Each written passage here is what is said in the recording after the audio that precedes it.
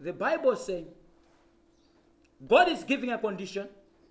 He says, if these people humble themselves.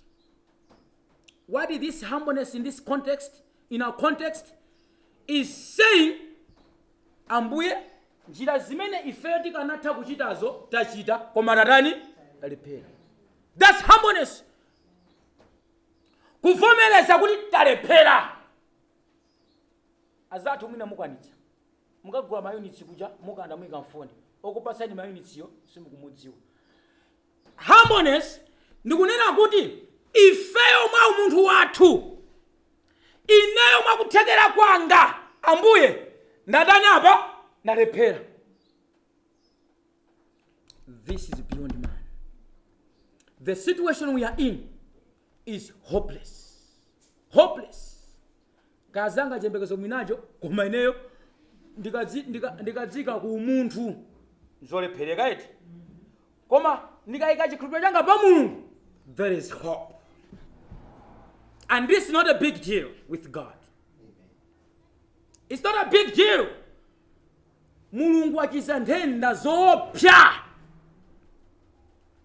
We read our Bibles, they tell us. There are several stories and examples of the miracles that Jesus performed. And sanasiye kuchita zimenezo. Yesu sanasiye kuchiza. Yesu sanasiye, he's still doing it. He's still serving people. He's still healing people. And he's also going to heal us. He's also going to heal our land. He's going to protect us. God is real. Jesus is real. Humbleness. I want us this morning to focus much on this as I close my message. Let us reflect in this with sober mind. And I believe that tikaganiza bwino will come to appreciate kuti palibe chimene tingachite kuti tipulumuke mwizizi. And zitifikitse ife pamaso pa Mulungu mozindikira moonetsa kunena kuti ife tatani talepera. And that's the humbleness God is calling us. I don't know if it's making sense. Mulungu afuna kuti apart from all those things we are following, precautions we are following, the measures we are taking, titifikitse mwadala pa mulingo ovomereza kuti ine ndi banja langa Mulungu ndatani ndalepera. I humble myself before you. Sindikwanitsa. I humble my family before you. We can't make it. I humble my church before you.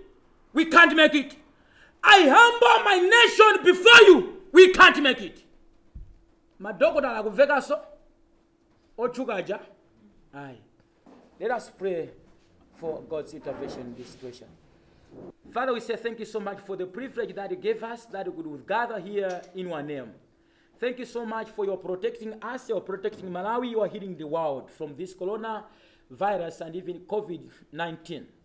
Lord Jesus, I bless each person who came to this church and bless all of us, even the kids that are home. We are praying that no member of our church Blind Eyes will get infected with this coronavirus in Jesus' name. We pray, God, that we are safe in your hands, Lord. You have blessed us, you have engulfed us, God, you have armed us in your hands. And we believe and we take it is that, God, you have protected us and you are protecting us in Jesus' name.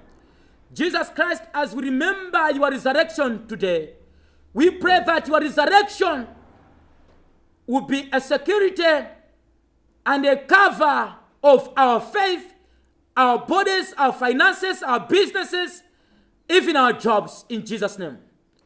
We bless your people as you bless us all.